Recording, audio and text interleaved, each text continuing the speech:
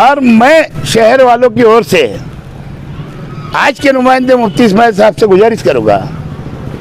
कि आप इसका पाठ पुरावा महाराष्ट्र गवर्नमेंट के अंदर करें। हम आपके साथ रह करके जहाँ जहाँ हम लोगों की ज़रूरत पड़ेगी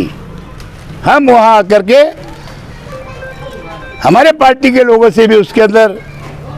मिल करके बात करके हम ये कोशिश करेंगे आपके साथ रह के पाठ पुरावा आप करेंगे,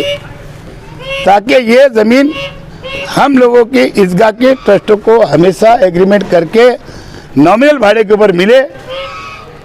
यही हमारी डिमांड महासभा के अंदर रहने वाली है। और ये शहर भर में एक बात की गूंज है और शहर के आवाम की भी खास तौर से डिमांड है और साथ साथ में मालेगांव शहर जमीयत उलमा और जमीयत के अध्यक्ष आमदार मुफ्ती इस्माइल साहब की भी डिमांड है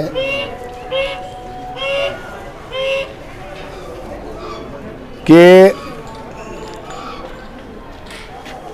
जो लश्कर वाली ईदगाह है उसकी ज़मीन के ताल्लुक से पूरी ज़मीन के ऑलरेडी हमारी तो ईदगाह की ऑलरेडी ज़मीन है, वो पहले से हमारे ईदगाह ट्रस्ट के नाम पर है।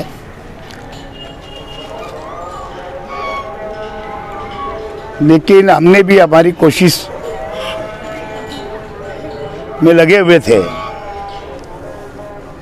और उस काम के लिए हमारे असलम अंसारी साहब, शकील बेग, इन लोगों को ये जिम्मेदारी दी गई थी और उसके मुताबिक ये लोग भी अपने तरीके से कोशिश कर रहे थे और हम भी चाहते, शहर के तमाम लोग भी चाहते रमज़ान और बकरीद की नमाज़ पढ़ने के लिए या बारिश वगैरह नहीं होती तो अल्लाह ताला को राज़ी करने के लिए भी वहाँ पे बारिश के लिए भी दुआएं होती, नमाज होती। वहाँ पुलिस ग्राउंड, वहाँ पे पुलिस परेड भी होती, वहाँ पे 26 जनवरी, 15 अगस्त, 1 मई महाराष्ट्र डे भी के भी झंडे बंधन हुआ करते हैं और ये कोई नई बात नहीं है। लेकिन अब हम डिमांड करने वाले हैं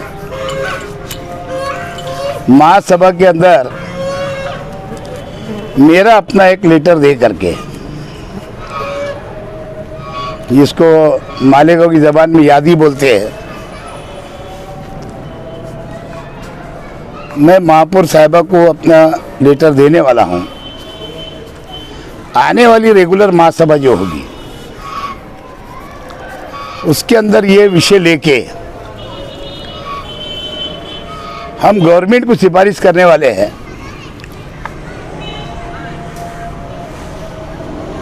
कि जितनी कॉलेज ग्राउंड की ज़मीन है,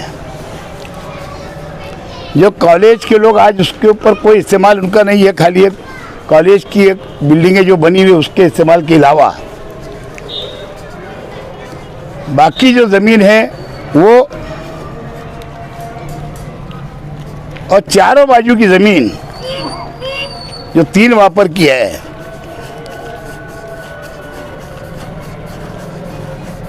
वो तीनों साइड की ज़मीन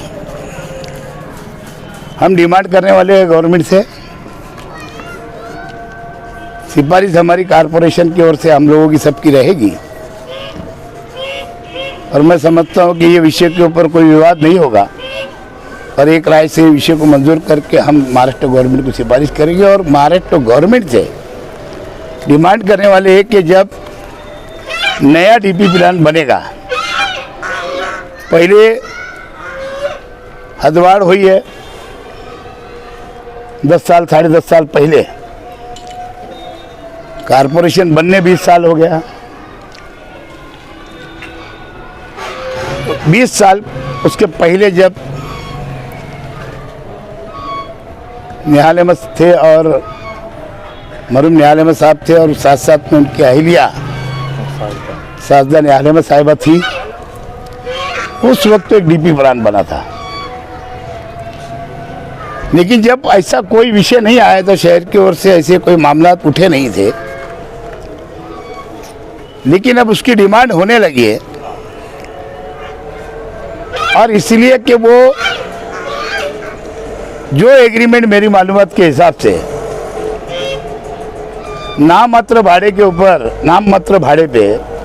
नॉमिनल भाड़ा जिसको अपन बोलेंगे, 1 रुपये के भाड़े पे वो हीरे फैमिली को,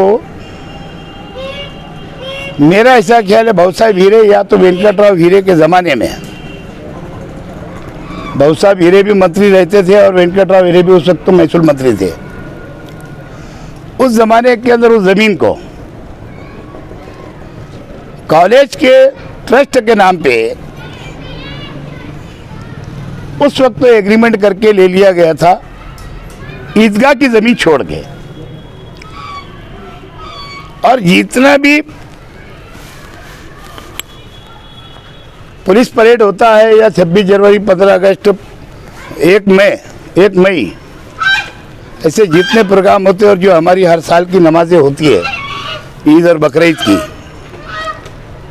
वो एग्रीमेंट के अंदर वो बात लिखी गई है। और हम यही डिमांड गवर्नमेंट से करने वाले हैं कि ईदगाह ट्रस्ट के नाम पर वो हीरे फैमिली का